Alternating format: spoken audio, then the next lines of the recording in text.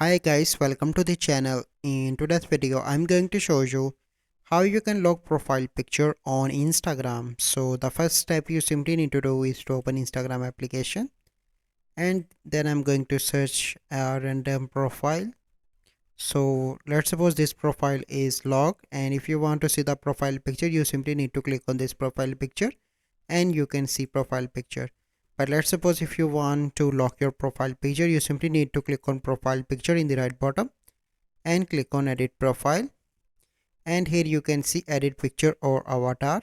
So the first method is you simply need to remove your profile picture and you need to only add your avatar as your profile picture. So this is the current method that is possible now. So I hope you find this video helpful. If you find this video helpful, must like this video, subscribe to our YouTube channel for future videos. We'll see you in the next video. Thank you. Have a good day.